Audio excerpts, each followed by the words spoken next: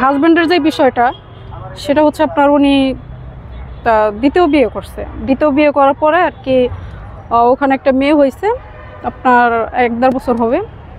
তো ওই মেয়েটা হওয়ার পর থেকে আর কি আমার খরচ অফ করে দিছে, বাট টোটালি না। দেখা গেছে একটা দিলে একটা দিতে, এমন করতে করতে করতে করতে কিন্তু এই যে এই আপনার 3 মাস 3.5 মাস হবে আমাদের সাথে টোটালি কোনো যোগাযোগ নাই, বা খরচপাতি তো প্রশ্নই আসে না। তো তখন আমি দেখা গেছে আমি কি করব, আমি খুব সহজভাবে, আমার ইচ্ছা ছিল না যে আমি মানে নিচু না, কোনো কাজকে আমি নিচুভাবে দেখি না। কারণ আমি ওই আমার সময়টা এমন গেছে যে আমি মনে করেন ওই যে মাটি কাটে না মানুষের যে বদলা দেয় যেটাকে বলে, ওইখানেও আমি যোগাযোগ করছি যে আমাকে 500 টাকা প্রতিদিন দেয়, যে আমি কাজ করব, আমাকে এখানে পার ডে কি টাকা দেওয়া হবে, কত টাকা দেওয়া হবে। তো আমার এই যে জি আলহামদুলিল্লাহ ভালো আছি। আপনার নাম কি? আমার নাম শ্রাবন্তী ইসলাম ইবা। শ্রাবন্তী ইসলাম ইবা। ইবা।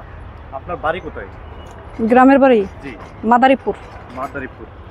ঢাকাতে আসলে দেখছি আপনারা একটা চার দোকান করতেন, ভারতীয় দোকানটি আবার ছেড়ে দিয়েছেন। আসলে আমাদের গল্পটা বলেন তো, কেন ছাড়ছেন, আবার কেন দোকানটা নিয়েছিলেন আপনি? আসলে চার দোকানটা তো নেওয়া, সামনে থেকে বলবেন। চার দোকানটা তো নেওয়া তো মূলত সমস্যার কারণেই, কারণ আমার 2টা ছেলে মেয়ে, আমার একটা ছেলে একটা মেয়ে। আর মনে করেন আমি চার দোকানের আগে হাউস ওয়াইফই ছিলাম, তেমন কোনো কাজকর্ম করতাম না, বাসাতেই থাকতাম।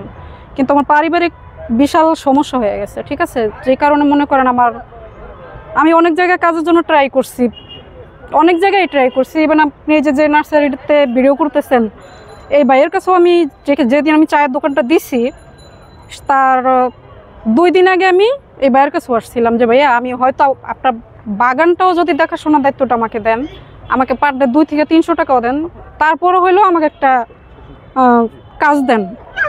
তো ভাইয়া বললো যে আপু এটা তো ছেলেদের কাজ, আর এটা আপনার কি বলেন, আপনি কি বলেন। মানে আমি তো ওনার বাগান থেকে মনে করেন আমার এমনও সময় গেছে আমি প্রতিদিন না হইলেও সপ্তাহ হইলেও 2-3 হাজার টাকা গাছে কিনে নিয়েছিলাম। তো পরিস্থিতি, ওগুলো আর বলে লাভ নেই, পরিস্থিতি আমাকে চায়ের দোকান দিতে বাধ্য করছে। আর আমার পারিবারিক সমস্যা বা বিশাল সমস্যা, আমি কয়টা তুলে ধরবো আমি বুঝতে পারতেছি না। আমার দেখতে পাচ্ছেন, ওর জন্য আমি করতে পারতাম না, যদিও অর্ধেক বেলা আমি করছিলাম, তারপর দেখা গেছে ওর অনেক সমস্যা হয়ে যায়, এজন্য আমি করতে পারি নাই, একদিন করে চলে আসছি। তারপর দেখা গেছে আপনার আমার আত্মীয় স্বজন তেমন কেউ নাই, মানে আছে না যে মানুষ রাগের বসে বলে যে আমার কেউ না, আমার বিষয়টা কিন্তু ঠিক তেমন না। আমার রাগের বসে না, আসলে আমার কেউ নাই। আমার শুধু একটা ভাই আছে ছোট, ও থাকে মাদারীপুরেই থাকে, গ্রামের বাড়িতে থাকে। ও বিয়ে করছে, ওর বউ বাচ্চা নিয়ে আছে, আর কি ওর সাথে আমার তেমন একটা মানে, আর যখন আমি সচ্ছল ছিলাম বা ভালো ছিলাম তখন আমার আত্মীয় ছিল। এটা হয়তো আপনাদের ক্ষেত্রেও হয় যে যখন আপনার অবস্থান ভালো থাকবে, সচ্ছল অবস্থা। শুরুটা জানতে চাই, মানে আপনি বললেন আপনার ভালো একটা সংসার ছিল, আপনি ভালো একটা মানে পরিবেশের মেয়ে। তো আমরা জানতে চাইবো আপনাদের বিবাহটা কিভাবে হয়েছিল, বা আপনি কি করতেন, আপনার স্বামী কি করতেন? আমি আসলে এত দূরে যেতে চাচ্ছি না, এটা অনেক অনেক কাহিনী এটা আপনি না বললে তো আসলে না, আসলে ভাইয়া এটা আমি তুলে ধরবো যেটা আমার কখন বাধ্য হয়েই তো একটা চায়ের দোকান দিয়ে ফুটপাতে বসে যায়, তাই না? সেটাই ভাইয়া, শোনেন, আপনাকে আমি জাস্ট আমার যে ভিডিওটা ভাইরাল হয়েছে ওইখানে কিন্তু অনেক কমেন্টসে, মানে আমি ভাইরাল হওয়ার জন্য, আমার তো ফেজের সাথে যাচ্ছে না, আমি কেন এটা করছি নাটক করার জন্য, তাদের উদ্দেশ্যে আমি বলি যে আমি তো ভাইরাল হয়েছি, আমি কিন্তু মিলিয়ন ভাইরাল ভিউয়ার্স আমি দেখছি, কিন্তু আমার কি কোনো লাভ হয়েছে? আমি যদি ভাইরাল হওয়ার জন্য করতাম, আমি তো ভাইরাল হয়ে গেছি, আমার কি কোনো লাভ হয়েছে? আমার কিন্তু কোনো লাভ হয় নাই। অতএব এটা ভাইরাল হওয়ার জন্য কোনো ভিডিও না। আর আমি এইসব সোশ্যাল মিডিয়াতে আমি কোনো রকম আশাও করি নাই যে আমার মানে আমার সাথে এমনটা হয়ে যাবে। তো মনে করেন আমি ভালো ছিলাম, সচ্ছল পরিবার থেকেও ভালোই ছিলাম আমি, বিকজ আমার একটা বাসা বাড়ি আপনার দেখা গেছে, আপনি চাইলে আপনারা খোঁজখবর নিতে পারেন, আমি এখন ওই এলাকাতেই আছি, এক এলাকাতেই, শুধু বাসাটা চেঞ্জ হয়েছে আর কি। কারণ ওই বাসা ভাড়া আমার জমে গেছে, আমার লাইন কেটে দিচ্ছে, ওইখানে আমি থাকতে না পেরে আমি পাশে ছোট একটা বাসা নিয়েছি, সেটাও ফ্ল্যাট বাসাই। তো আমি একসময় ভালো জায়গায় জব করছি। কোথায় জব? আমি হ্যাঁ অবশ্যই বলা যাবে, কেননা আমি যদিও 2-1টা প্রতিষ্ঠানের নাম আমি বলবো না, যেটা না বললেই না। আমি ক্রিকেট বোর্ডে আমি ডিউটি করছি, কাজ করছি, ভালো বেতনই ছিল। তারপরে আরও এমন কয়েকটা জায়গায় আমি ভালোই চাকরি বাকরি করছি। তখন কিন্তু আমার চাকরির প্রয়োজন ছিলও না, জাস্ট আমার সময় কাটানোর জন্য আমি জবটা করতাম, কেননা তখন আমার হাজব্যান্ড নিয়ে আমি ভালোই ছিলাম। তো ভাই ভাগ্য, আর বিশেষ করে কিছু কিছু মেয়েদের কথা বলি, মানে জেনে শুনে বুঝে বাচ্চার বাবা কেন ধরতে হবে, বাচ্চার বাবাদের কেন বিয়ে করতে হবে, এই একটা প্রশ্ন। আর দ্বিতীয় কথা হয়েছে, মনে করেন আমি চায়ের দোকান দিচ্ছি, আমার সাথে যাচ্ছে না, আমি এটা নাটক করছি, এসব কিছুই না। আমি সত্যি নিরুপায়, মানে নিরুপায় আর কি, যতটা নিরুপায় হওয়া যায় আমি ঠিক ততটা নিরুপায় হয়ে আমি ওইখানে আসছিলাম। আর দেখেন আমি চায়ের দোকানটা ছাড়ছি, আমি যাই চায়ের দোকানটা নিছি, আমি মনে করেন মানে প্রতিদিন আমি এই রাস্তাটায় ঘোরাফেরা করতাম শুধু কাজের সন্ধানে। যদি আমার একটা কারোর সাথে যোগাযোগ করে বা কথা বলার মাধ্যমে যদি একটা কাজের ব্যবস্থা আমার হয়ে যায়, তো আমি এভাবে অনেক জায়গায় চেষ্টা করছি বা ট্রাই করছি, আমার হয় নাই। কেননা কাজ হয় কিন্তু আমার বাবুকে নিয়ে না, আমার বাচ্চাকে নিয়ে আমি কাজ করতে পারবো না, এমন লাস্ট কাজ কমপ্লিট হয়ে যায়, শেষ কথা হয় এটা, মানে আমার কাজ হচ্ছে না।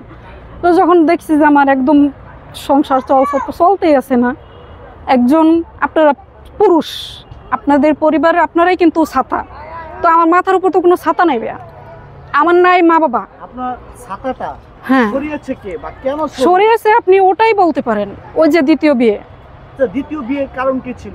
কারণ কি ছিল ভাই সেটা তো আমি হয়তো বা, সবাই তো আর দুধের দোয়া তুলসী পাতা না, হয়তো বা আমার ভিতরেও কোনো সমস্যা আছে, না হলে সে কেন যাবে? মানে স্বামী স্ত্রীর মধ্যে আপনাদের মধ্যে কি সম্পর্ক কিরকম ছিল?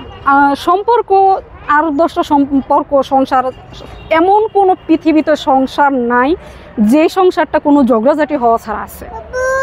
যে বলবে যে আমরা একদম ক্লিন আছি, এটা একদম মিথ্যা কথা। সংসারে অশান্তি, সংসারে ঝুট ঝামেলা, আবার ভালোবাসা, সংসার মানে এটা। তো আমাদের মাধ্যমে এমনই ছিল, সে যে বিয়ে করছে, বাচ্চা হয়েছে, আমি কিন্তু কখনো বুঝতেও পারি নাই। কি নিয়ে আপনাদের মধ্যে ঝুট ঝামেলা এটা নিয়েই। এটা কে মেনে নেবে ভাই? আপনার ওয়াইফ মেনে নেবে, তেমন আমিও মেনে নিতে পারি নাই। মানে আপনার স্বামী আপনাকে রেখে অন্য মেয়ের সাথে সম্পর্কতে জড়িয়ে? আর সম্পর্ক তো ছিল আরও আগেই, বিকজ ওনার কলিগ ছিল, সম্পর্ক তো ছিল। বাট আমি ওই মেয়েকে আমার বাসায় আনতো, মেয়ে আসতো, দেখা গেছে আমি অসুস্থ হইলে আমার সেবা যত্নের জন্য ওকে নিয়ে আসতো, কিন্তু আমি তো বুঝতে পারতাম না, আর আমি এটা বিলিভ করতাম না যে এটা কিভাবে হতে পারে। উনি হচ্ছে ওর স্যার, আমার মাথায় আমি কখনো একটা কাজ করাই নেই। তো বিয়ে হয়েছে যখন ওই মেয়ে 9 মাসের প্রেগনেন্ট, তখন আমি বিষয়টা জানতে পারছি। জানার পর থেকে আসতো কি পরিচয় আসতো? ওই যে ওনার কলিগ, আমি অসুস্থ, আমাকে দেখার কেউ নেই, ওই হিসাবে ওকে আনছে আমাকে দেখাশোনা করার জন্য। মানে আমি বলতে চাইবো যেটা আপনার চাইতে দেখতে শুনতে কি ভালো? আসলে দেখতে শুনতে ভালো, আল্লাহর সৃষ্টি সবাই সুন্দর, কিন্তু যারা যারা দেখছে তারা বলে না যে সে আমার সুন্দর। আসলে তাহলে আপনি কি বলতে চাচ্ছেন? মানে যারা যারা দেখছে তারা বলতেছে যে আপনি চাইতে সুন্দর না? না, আমার চেয়ে সুন্দর না, মানে এমনভাবে বলে যেটা আমি বলতে চাচ্ছি না। এখন দেখেন শেষমেশ দোষটা কিন্তু আমারই পড়তেছে। আপনার ওই ভাইরাল ভিডিওতে কিন্তু দোষটা আমার, এত সুন্দর বউ রেখে কেন বিয়ে করলে, এমন কথা কিন্তু আমি শুনতেছি। বাট তার শেষ উত্তর কী ছিল জানেন? আমি যখন তাকে প্রশ্ন করছিলাম যে আপনার জন্য আজকে সবাই আমার এমন আঙুল তুলে কথা বলতে পারে, আমি কি করছি, আমি কি পরকীয়া করছি? তাহলে তো আপনার তো আমার বর্তমানে অবস্থা দেখতেন না। আমি যদি পরকীয়া লিপ্ত থাকতাম বা পরকীয়া বা কোনো ছেলে, মানে এইসব না, আসলে এগুলা সম্ভব না, এগুলো আমার দ্বারা সম্ভব হয়ও নাই, হবেও না।